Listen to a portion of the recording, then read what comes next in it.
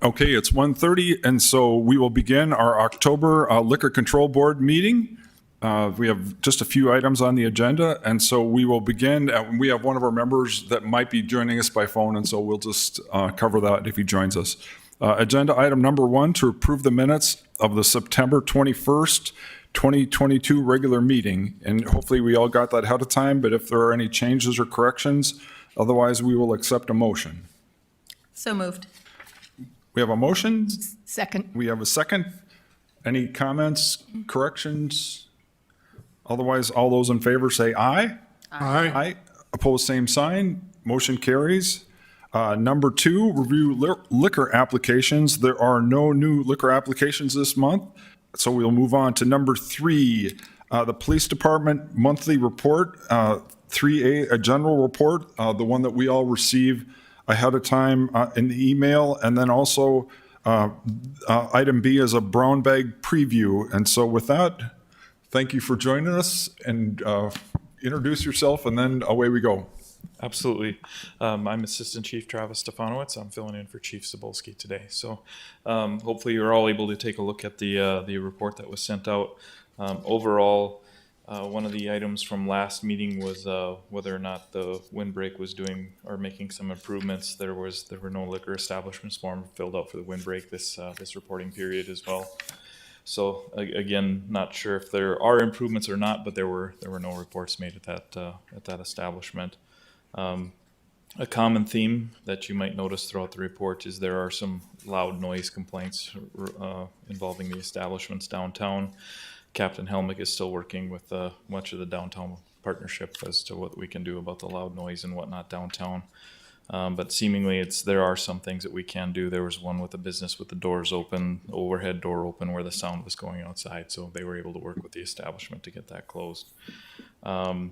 One that I do find a little bit concerning is the Summit nightclub in the middle there. There was a couple calls for service, but really those 2 calls for service are almost one and the same. They're about the same issue, but what's concerning is that there was an alleged firearm involved, and then a previous person, Daniel Mani, who was alleging that he was the owner. Again, we're working out the details as to whether that was just an embellishment or a statement that was made by somebody, but to see his name involved with that business again is concerning for us.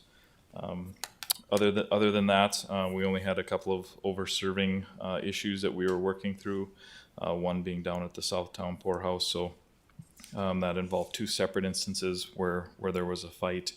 But again, it doesn't seem to be like the overarching issue at that establishment. It seems to be isolated to those 2 incidents. So overall, I think everybody's doing the best job they can with what they've got. But again, we're working really hard with the downtown community and our establishments about the loud noise and what's happening with our downtown.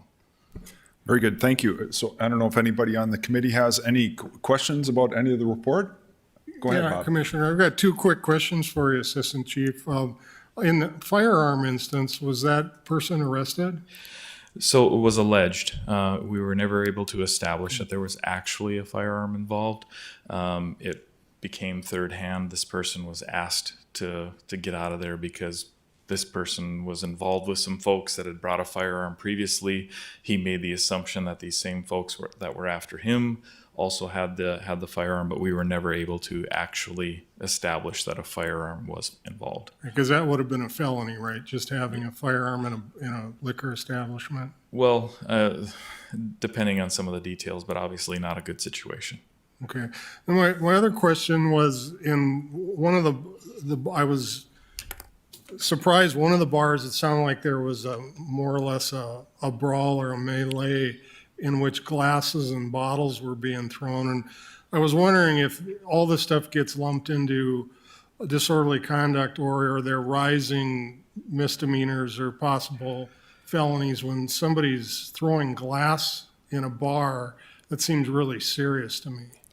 Yes, and I think what's most important there is details, and then obviously when establishments have cameras that can be reviewed, because somebody might state that a glass was thrown at me, but really what happened was a glass was knocked off the table, and they assumed somebody threw a glass at them. Obviously, what's reported in there is that glasses and bottles were broken and some chairs were broken, but the establishment, of course, didn't want anything done with that. That could be as low level as criminal mischief because it's just property that's being destroyed versus I use the chair to assault you and it breaks. Right now we've got another level of offense. But So obviously, you guys do look for enhanced penalties beyond just disorderly conduct when Yes. when weapons or whether it's a glass or a chair. yes, absolutely. I mean, a broken beer bottle that gets knocked off a table is definitely different than a broken beer bottle that's used as a weapon. Okay.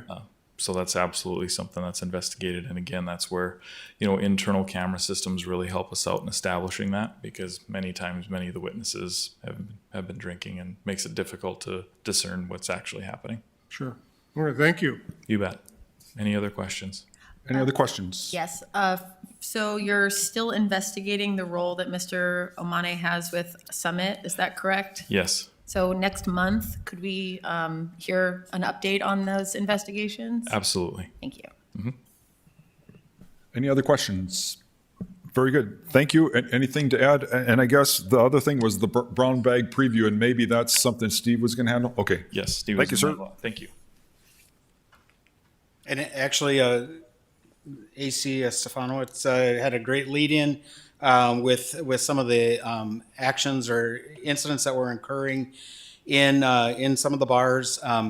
So one of the concerns that staff has had is the ability to take the people that are not behaving or running their establishments in the way that should be handled properly. And how can we move that forward outside of what we have as a penalty matrix? And so that kind of spurred some internal discussion, and we said, well, maybe we should have a brown bag to talk about some of these things.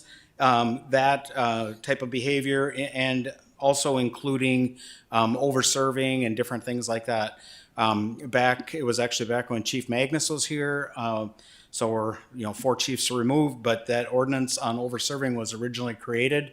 And at the end of creating that, the chief said that we've now created an ordinance that can't be enforced. So because one of the requirements of the ordinance is that the over-serving is observed by a law enforcement officer. I'm paraphrasing, it's not exactly those words, but so we want to take another look at some of that. And so the idea, and we've got a list of some bullet points, some things to kind of consider that we want to have the brown bag discussion regarding. So no action on the brown bag at this point, just looking at, are there some things, some tools that we can put in the toolkit to help, help correct some behaviors that are going on. Very good. Any comments on that? And so, Steve, if there's any additional items that we want to have included in the brown bag, we should contact you. And have we set a date for it yet? Yes, the date is November 10th at noon here in this chamber. Is that a Tuesday or a Thursday? I can't remember. But anyway, November 10th at noon I think it's a Thursday, in the commission chambers. So take a look at the bullet points that we had put out. If you have additional topics that you want to discuss that are along those lines, we want to try to keep it a little bit focused, not too broad topic. Certainly let me know. We haven't prepared a formal agenda or had discussion on exactly how that conversation is going to go. So we're Very still good. open. Any other additions, comments? Go ahead, Lydia. For looking over these notes, some of them are a bit brief, like shorten the number of violations before a fine. Who is that in regard to? So when you look at the penalty matrix, some of those penalties are, 5, 6, 7 penalties before anything happens. And so we're just looking at, if we're going to have something that's effective and that can start to change behaviors in businesses, we feel like we need to get to a decision point or an action point in a shorter time frame. Okay, so we're talking about the business fines. Correct. In that case. Okay, perfect. Thank you. Any other comments or I've got a questions? quick, Bob? Steve, how will we involve the trade in this process? Well, the brown bag is an open forum, and so that would be the first step. I think from the brown bag, what we're hoping for is to get some direction from this panel. And then from there, then we can involve the trades. And also, then eventually, like we're doing with server training, we're going to have further discussion tonight. We would, once we get direction to go to commission to amend ordinance, then we have a receive and file first reading and second reading. So there are plenty of steps where the industry can get involved. Certainly, things like over-serving are very complex. And so we want to have that discussion so that we can understand the complexities of what the business is doing and looking at versus what, a general public may see. Okay, good. Any other comments or questions? Otherwise, thank you, Steve. And so we'll move on to number 4, a memo regarding ordinance changes for a server training changes. Yes, so last month, we brought forward a memorandum about some server training changes. And from that, there was a takeaway to involve some industry, get some industry feedback, and also some additional questions that needed to be answered. And so we have done that. We reached back out to the North Dakota Safety Council. One of the questions was, if somebody fails the server training course, are they locked out for a period of time, or can they immediately retake the test or retake the course? And the answer from the Safety Council was they have to re-register and then can retake the course, but it can be done immediately. So that was the first question. There was a question about is it English only, and that's what we ended up come back with. It is only offered in English. It's not bilingual. As AC Stefanowicz said, so is our in-person course. Our trainer right now is not bilingual and is only offering it in one course. Another question was, is there closed captioning? I didn't really get a clear response from them with that, but I sense that it's not, closed captioning is not offered at this time. Could be an enhancement down the road. Let's see. Steve, can I ask you a question while you're looking at that? Could that be something that we could participate in? Because I guess for closed captioning, we have that now, or we're working on that for all of our meetings. And so, and the whole having it in other languages, that's something that our health department has. So there might be some potential that we could participate. That might be part of our addition to it. I agree. I think that there are also some enhancements to the video presentation itself. It's only giving you North Dakota licenses. I think that it'd be useful to have Minnesota, and if it's statewide, South Dakota, Montana. And since we get so many Wisconsin residents, some a Wisconsin license also. So those are some enhancements that could be made. Preston, before he left, when he took that course, he said that they're using an outdated North Dakota license too. So there are some enhancements that Safety Council needs to make. And I think that it would be worthwhile for the city to offer some incentives or some investment into that. And along with that, then maybe we can, cover closed captioning, or potentially, if somebody needs a language assistance, but those are discussions that we could have with the Safety Council, down the road. So another question that was asked was about the de-escalation training. They do offer a Zoom class, but they felt that in-person was better, and that if we could line up a class of people, that they would work to work out an instructor that would come and do an in-person class. That would be something that the city would facilitate. I don't see that as being mandatory. I think that if we offered that to the industry, that we could get 30, 35 people to fill a class in a short period of time. So Steve, I think that obviously in-person is more beneficial, but Zoom is better than nothing. And so Correct. to me, I would like to have us at least have that as part of an option. Do you know what I mean? So I just think it's, even though it's much more preferential, I think to have both would be good. Thank you. Sure. And let's see.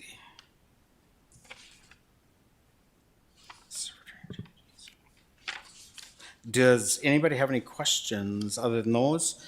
Any questions? I just wanted to comment. I did take the server training, and I was impressed with the statistics that they listed in there with the binge drinking rate and also the alcohol-related deaths. Of the other two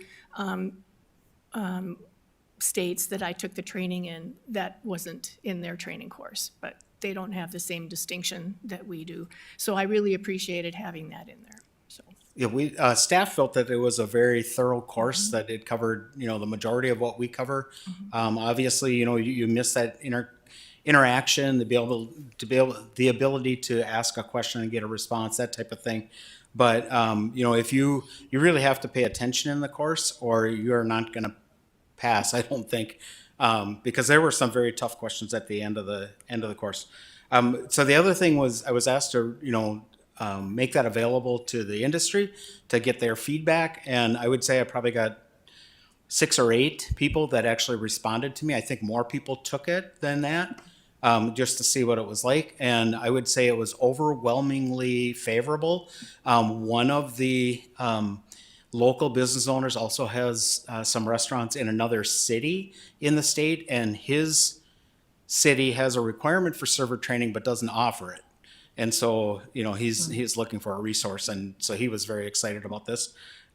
There was one more national restaurant that recommended a national kind of course. I feel like the North Dakota Safety Council has one that is geared really towards what we're seeing, in the North Dakota area. And so I think that we'd probably be better using that one. Very good. Go ahead. So there is a recommended motion. Can we- Yeah, the recommended motion, I'll just try to paraphrase it, but it's to direct, for us to seek the city commission's direction to have the attorney make some changes to the ordinance so that this becomes, I guess, the new norm. I think this checks just about all the boxes that we've been concerned about. I think there's a couple wrinkles that we can still deal with later, but I think we have enough to move on this. So can I make the motion? Sure. I'll second. So we have a motion and a second. Any further discussion? I think it's a work in progress too. There are still some refinements that are going to be good, but to move ahead, I think is a good thing. So, any other comments or questions? All those in favor say aye. Aye. Opposed, same sign. Motion carries. Very good. And last item is 5A, K's comments. K. Thank you, Chief. I prepared a statement, so I'll read that and then I'll be done. At last month's Liquor Control Board meeting, I spoke about my personal observations on a recent Saturday night in downtown Fargo, specifically between the hours of 10 p.m. and 2:30 a.m. As I stated last month, I was alarmed by the level of intoxication of patrons walking the streets, and more importantly, those who were exiting establishments at bar close. Further, I wish to clarify that I was in no way referring to my neighbors who are unhoused or those suffering from mental illness or addiction. The demographics that I referred to were the ages of college students and young professionals. And lastly, at no time while downtown or on our walk home did my husband or I feel unsafe. And I just wanted to put that out there so you knew where I was coming from. So thank you. Any other comments or questions? Anything to add from anybody in the audience? Otherwise, it's 1:48. It's a beautiful day. It's supposed to be a great weekend. So thank everybody for joining us, and we are adjourned. Have a good day.